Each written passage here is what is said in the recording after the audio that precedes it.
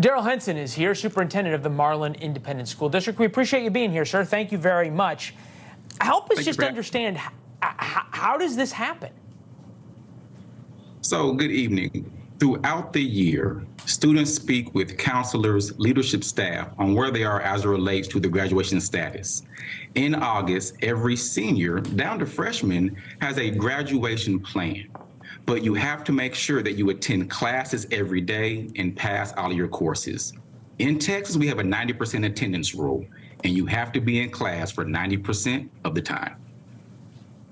Okay. I mean, it all makes sense. It's sad, I guess, at some point, if only 5 kids out of the whole group were able to be allowed to graduate. But I guess the standards are indeed the standards. Do you understand why parents are upset? Oh, I definitely understand the emotions of parents. And I definitely kind of use the analogy. A school district is like a factory line from pre-K through 12th grade. Our job is to make sure that you, as a vehicle, are ready to hit the road without recall. You came to us and you have a lifetime warranty. But we understand that despite being on track, the race was not complete. We had a number of seniors not finish their attendance and or course completion throughout their 8th semester, which is the spring semester of their senior year. So we have talked to parents and worked with parents, and we felt that it was best to provide additional time, support, and resources to ensure that every student can meet the requirements outlined by the Texas Education Agency. I get that you were in a difficult position, right? Because you've got 5 kids who, I guess, did everything right and were ready to graduate and had things planned, and they deserve to graduate. How is it fair to them to delay graduation and at the same time give other people who didn't complete everything, didn't follow the rules, a chance to graduate while penalizing the 5 who played by the rules? No, and that's one thing that I definitely understand. And tonight I am glad to announce that we have 27 students who are eligible for graduation, and we have 3 who are just waiting the final initial audit. Now, the plan was to hold a graduation ceremony for those who have finished by the last day of school on Thursday, the original date.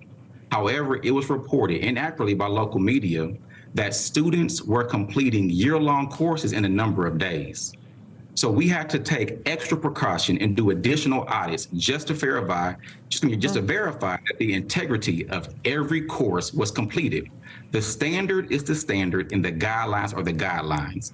And I have to ensure that every student at Marlin ISD meets the standard outlined by the state of Texas. I got to tell you, it's hard to argue with somebody who's saying the standard's the standard and we're going to make people adhere to it, because you point out once kids have that diploma and they head out into the real world, it has to mean something. I'm interested in this because we did a story yesterday with Tate Reeves. He's the governor of Mississippi, who sort of said the same thing, because Mississippi has gone from essentially worst in the country to the envy in the model of the country for reading in elementary school because of how they changed the standards for 3rd grade reading. Sounds like you're familiar with this. Take a listen to what the governor had to say from Mississippi. It is about accountability. It's about raising the level of expectations. And what's happened is we have raised the level of expectations on our students, on our teachers, on our parents. And Mississippians have done what Mississippians do. They've risen up and they've met those increased expectations. For so long, we've heard you've got to coddle kids, you have to meet them where they are, you've got to bend the standards, everybody should be, graded on a curve to what their possibilities are, on and on and on. I feel like the pendulum's shifting back, at least based on what you said and what the governor said, to the standard's the standard, and we need to make sure that kids meet that standard. I totally agree. So let's talk about 10 years. For 10 years, Marlin ISD was rated as an academically failing school district. That was prior to my arrival. Over the past 2 years, our students, faculty, staff, and community have said high expectations are the only expectations that we will have.